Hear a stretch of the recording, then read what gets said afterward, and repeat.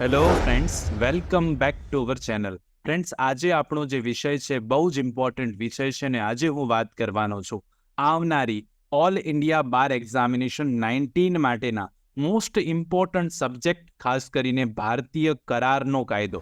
Yes friends, ભારતીય કરારનો કાયદો all India બાર examination માટે બહુ જ અગત્યનો સબ્જેક્ટ રહેલો છે અને આજે આપણે ભારતીય કરારના કાયદાની કલમ નંબર 1 થી 30માંથી મોસ્ટ ઇમ્પોર્ટન્ટ એમસીક્યુઝ જે વારંવાર પરીક્ષામાં પૂછાશે તેના વિશે ચર્ચા કરવાના છે.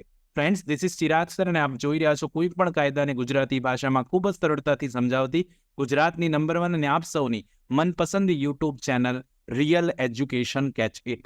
તો ફ્રેન્ડ્સ, જે પણ કોઈ સ્ટુડન્ટ્સ આજે ચેનલ પર નવા છે, ચેનલને સબસ્ક્રાઇબ કરી લો, બેલ નોટિફિકેશન આઇકોનને ઓન કરવાનું ભૂલતા નહીં, જેથી ઇમ્પોર્ટન્ટ વિડીયોઝ હવે તો રોજ આવવાના છે તમારા માટે, તેનું નોટિફિકેશન સૌથી પહેલા આપ સૌને મળી જશે. તો જરૂરથી સબસ્ક્રાઇબ કરી લેજો.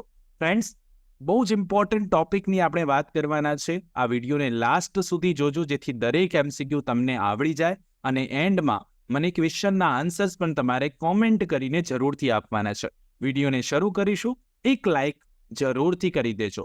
મોક ટેસ્ટ નંબર 8 ભારતીય કરારનો કાયદો છે અને મોક ટેસ્ટ નંબર 8માં આજે આપણે પાર્ટ નંબર 1માં એમસીક્યુ સમજવા જઈ રહ્યા છે. બિલકુલ સમયને બગાડીશું નહીં, સ્ટાર્ટ કરીશું આજનો વિડીયો.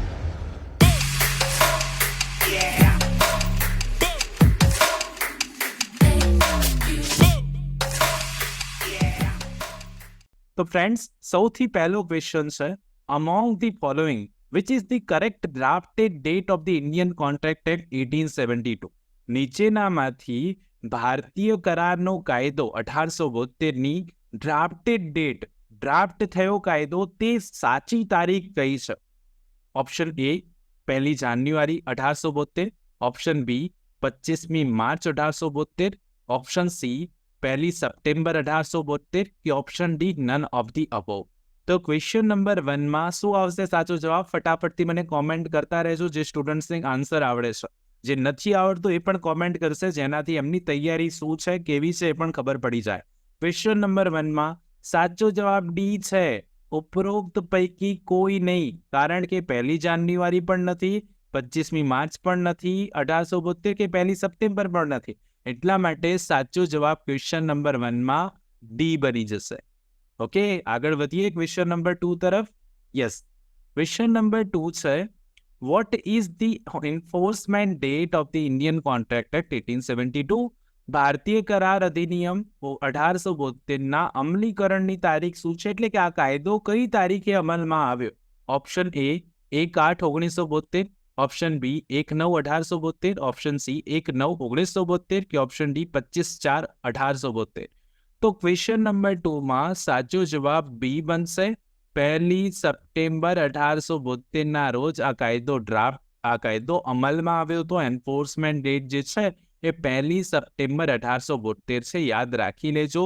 સિમ્પલ ક્વેશ્ચન છે. આવા ક્વેશ્ચન પૂછાય પરીક્ષામાં તો તમને આવડી જવા જોઈએ. B will be correct answer. Question number 3, an agreement enforceable at law is, કાયદાથી લાગુ પડી શકાય તેવા કરારને આપણે શું કહીશું? એવી સમજૂતીને શું કહીએ આપણે? એન્ફોર્સિયેબલ, એક્સેપ્ટન્સ, લાગુ પાડી શકાય તેવી સ્વીકૃતિ, એક્સેપ્ટેડ ઓફર, ઓફર સ્વીકારી એવું કહી શકાય, એપ્રુવડ પ્રોમિસ, મંજૂર વચન કે પછી કરાર? તો ફ્રેન્ડ્સ, આ એગ્રીમેન્ટ એન્ફોર્સિયેબલ એટ લો એ વ્યાખ્યા છે કરારની. એટલા માટે ક્વેશ્ચન નંબર 3માં સાચો જવાબ ડી બનશે કે જે સમજૂતીને કાયદાથી એન્ફોર્સ કરાવી શકાય તેવી સમજૂતીને આપણે કરાર કહીએ છીએ. એટલા માટે સાચો જવાબ અહીંયાથી ડી બની જશે. યસ, કેટલા સ્ટુડન્ટ્સના સાચા જવાબ આવે છે મને કોમેન્ટમાં જરૂરથી જણાવતા રહેજો. ક્વેશ્ચન નંબર 4 જોઈએ.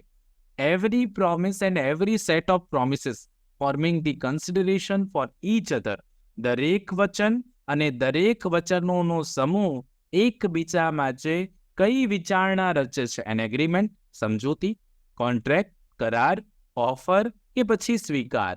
ક્વેશ્ચન નંબર 4માં શું આવે સાચો જવાબ? તો એવરી પ્રોમિસ અને એવરી સેટ ઓફ પ્રોમિસ જે કન્સિડરેશન બને છે એકબીજાના, તેને આપણે એગ્રીમેન્ટ કહીએ છીએ. એટલે કે શું કહીએ છીએ? અને આપણે સમજૂતી કહીએ છીએ. ક્વેશ્ચન નંબર 4માં સાચો જવાબ એ બની જશે. ક્લિયર? યસ, આગળ વધીએ હવે ક્વેશ્ચન નંબર 5 તરફ. ક્વેશ્ચન નંબર 5 છે promises which form the consideration or part of the consideration for each other are called. વચનો જે એકબીજા માટે કન્સિડરેશન બને છે અથવા તો અવેજના ભાગનાથી કહેવામાં આવે છે એ કયા પ્રકારનું શું બનશે? રેસિપ્રોકલ પ્રોમિસ બની જાય, પારસ્પરિક વચનો, ક્રોસ ઓફર, કંડિશનલ એટલે કે શરતી ઓફર કે કંડિશનલ પ્રોમિસ એટલે કે શરતી વચન. તો ક્વેશ્ચન નંબર 5 પણ ડેફિનેશન ક્લોઝમાંથી પૂછવામાં આવેલો પ્રશ્ન છે. ક્વેશ્ચન નંબર 5 માં સાચો જવાબ બનશે એ, રેસિપ્રોકલ પ્રોમિસ એટલે કે પારસ્પરિક વચનો. જે વચનો એકબીજાનો અવેજ બનતા હોય અથવા તો અવેજનો ભાગ બનતા હોય એને આપણે પારસ્પરિક વચનો કહીએ છીએ, રેસિપ્રોકલ પ્રોમિસ કહીએ છીએ. ક્વેશ્ચન નંબર 5 માં સાચો જવાબ એ બની જવાનો છે. ક્વેશ્ચન નંબર 6 જોઈએ હવે. An agreement not enforceable by law is stated to be void under which section of the Indian Contract Act? ભારતીય કરારના કાયદાની કઈ કલમમાં કાયદા દ્વારા લાગુ ન કરી શકાય તેવી સમજૂતી આપવામાં આવેલી છે? એની વ્યાખ્યા કઈ કલમમાં આપેલી છે? Section 2D, section 2E, section 2F કે સેક્શન 2G? તો ક્વેશ્ચન નંબર 6 પણ ડેફિનેશન ક્લોઝનો પ્રશ્ન છે. ક્વેશ્ચન નંબર 6 માં સાચો આન્સર ડી આવશે. કલમ 2G જે છે આ કોન્સેપ્ટ આપેલો છે ને એટલા માટે અહીંયાથી જવાબ ડી બની જશે. યસ, 6 નંબરના ક્વેશ્ચનનો આન્સર કેટલા સ્ટુડન્ટ્સને સાચો પડ્યો કોમેન્ટમાં જરૂર જણાવજો. ક્વેશ્ચન નંબર 7 જોઈએ. Void agreement સિગ્નિફાઈઝ. રદબાતલ કરાર શું સૂચવે છે? Option A, agreement illegal in nature, પ્રકૃતિમાં ગેરકાયદેસર કરાર છે. એગ્રીમેન્ટ નોટ એન્ફોર્સિબલ બાય લો, કરાર કાયદા દ્વારા લાગુ કરી શકાતો નથી. એગ્રીમેન્ટ વાયોલેટિંગ લીગલ પ્રોસિજર, કાનૂની પ્રક્રિયાનું ઉલ્લંઘન કરતો કરાર છે. એગ્રીમેન્ટ અગેન્સ્ટ પબ્લિક પોલિસી, જાહેર નીતિ સામેનો કરાર છે.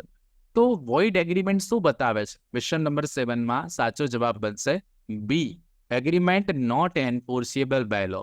એવી સમજૂતી કે જેને કાયદા દ્વારા એન્ફોર્સ ન કરી શકાય તો તેને આપણે શું કહીએ? વોઇડ એગ્રીમેન્ટ કહીએ. ઓકે, અને એટલા માટે અહીંયાથી સાચો જવાબ બી બની જશે. Clear? B is correct answer.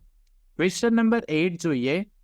Offer અથવા તો proposal as defined under section 2A is. તો અહીંયા કહ્યું કે જે ઓફર અથવા પ્રપોઝલ છે, દરખાસ્ત છે, એ જે વ્યાખ્યા આપી છે એ વ્યાખ્યા કઈ રીતે આપી, શું કોન્સેપ્ટ આપ્યો છે એની વ્યાખ્યા પાછળ કે communication from one person to another, એક વ્યક્તિથી બીજી વ્યક્તિ સાથેની વાતચીત. Suggestion by one person to another, એક વ્યક્તિ દ્વારા બીજાને સૂચન. willingness to do or abstain from doing an act in order to obtain the assent of other thereto, અને સંમતિ મેળવવા માટે કોઈ કૃત્ય કરવાની ઈચ્છા અથવા તેમાંથી મેળવવાની ઈચ્છા કે ઉપરોક્ત પૈકી કોઈ નહીં. તો જ્યારે આપણે પ્રપોઝલની વ્યાખ્યા કલમ 2A માં આપેલી છે એ પ્રમાણે જોઈએ તો ક્વેશ્ચન નંબર 8 માં સાચો જવાબ સી બને, willingness to do or abstain from doing an act in order to obtain the assent of their other. તો અહીંયા અન્યની સંમતિ મેળવવા માટે કોઈ કૃત્ય કરવાની ઈચ્છા અથવા તેમાંથી મેળવવાની ઈચ્છાની વાત છે. પ્રપોઝલનો કોન્સેપ્ટ છે, એક વ્યક્તિ દ્વારા બીજી વ્યક્તિને કરવામાં આવેલું સિગ્નિફિકન્સ છે, કંઈ કૃત્ય કરવા માટે કે ન કરવાની સામેની સંમતિ લેવાની વાત છે. અને એટલા માટે ક્વેશ્ચન નંબર 8 માં સાચો જવાબ સી બની જશે. ક્વેશ્ચન નંબર 9 જોઈએ. Under section 2B, if the person to whom the proposal is made signifies his assent, the proposal is said to have been. હવે આ બહુ અગત્યની વ્યાખ્યા છે ને બહુ ઇમ્પોર્ટન્ટ પણ છે. કલમ 2B, કરારના કાયદાની કલમ 2B હેઠળ જો એક વ્યક્તિ કે જેને દરખાસ્ત કરવામાં આવી છે તે પોતાની સંમતિ બતાવી દે છે તો દરખાસ્તનું શું થયું ગણાય? ઓપ્શન એ, સ્વીકાર. ઓપ્શન બી, સંમત. ઓપ્શન સી, પ્રોવિઝનલી એગ્રીડ એટલે કામ ચલાઉ સંમત. કે ઓપ્શન ડી, ટેન્ટેટિવ એક્સેપ્ટેડ એટલે કામ ચલાઉ સ્વીકાર્યું. તો ક્વેશ્ચન નંબર 9 માં બહુ સિમ્પલ વાત છે. કલમ 2B વાંચો એટલે તમને આવડી જ જાય. ક્વેશ્ચન નંબર 9 સાચો જવાબ બની જશે એ, એક્સેપ્ટેડ એટલે કે પ્રપોઝલ જે છે એ દરખાસ્ત જે છે તમારી કેવી બની જાય? સ્વીકૃત બની જાય. સ્વીકારી લેવામાં આવશે, દરખાસ્ત સ્વીકૃત બની જશે ને એટલા માટે અહીંયાથી સાચો જવાબ એ બની જવાનો છે. ઓકે, બહુ સિમ્પલ છે ને આવડી જાય તેવો કોન્સેપ્ટ છે, ખાસ ધ્યાન રાખજો. ક્વેશ્ચન નંબર 10 અને આજનો લાસ્ટ ક્વેશ્ચન જોઈએ. પાર્ટ નંબર 2 બહુ જલ્દી લઈને આવીશ મોક ટેસ્ટ નંબર 8ના, અને ખાસ કરીને આ કોન્સેપ્ટના આપણે આગળ પણ વધીશું, પણ તમારી લાઈક જરૂરથી હોવી જોઈએ. વિડીયોને શેર કરી દેજો આપના મિત્રો સાથે. એક્ઝામ હવે બહુ જલ્દી આવી રહી છે. આ બધા જ મોસ્ટ ઇમ્પોર્ટન્ટ MCQsની આપણે ચર્ચા કરી રહ્યા છે. તો પ્લીઝ એટલું જરૂરથી કરજો. ને ક્વેશ્ચન નંબર 10 નો આન્સર મને કોમેન્ટમાં આપ સૌએ જરૂરથી આપવાનો છે. ક્વેશ્ચન નંબર 10 જોઈએ. અ પ્રપોઝલ વેન એક્સેપ્ટેડ બીકમ્સ. એક પ્રપોઝલ એટલે કે એક દરખાસ્ત જ્યારે સ્વીકૃતિ બની જાય તો એ શું બનશે? દરખાસ્ત જ્યારે સ્વીકારી જાય ત્યારે એ શું બની જાય? Promise under section 2B, agreement under section 2E, contract under section 2H કે પછી ઉપરોક્ત પૈકી કોઈ નહીં. તો એક પ્રપોઝલ એક્સેપ્ટ થાય છે, એક દરખાસ્ત સ્વીકારાઈ જાય છે ત્યારે શું બને? તો ક્વેશ્ચન નંબર 10માં આપનો આન્સર મને મળવો જોઈએ કોમેન્ટમાં. આઈ હોપ આજનો આ વિડીયો આપ સૌને સારો લાગ્યો હશે. સારો લાગ્યો હોય તો એક લાઇક જરૂરથી કરવાની છે.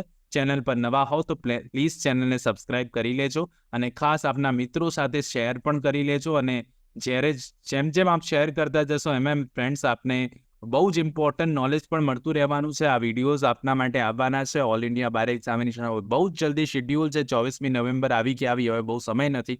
તો પ્લીઝ કોમેન્ટ કરતા રહેજો, લાઇક કરજો અને શેર કરતા રહેજો આ વિડીયોને આપના મિત્રો સાથે. મળીએ નેક્સ્ટ પાર્ટમાં બહુ જ જલ્દી. ત્યાં સુધી જોતા રહો મારી ચેનલ રિયલ એજ્યુકેશન કેચ. ખૂબ ખૂબ ધન્યવાદ, ખૂબ ખૂબ આભાર.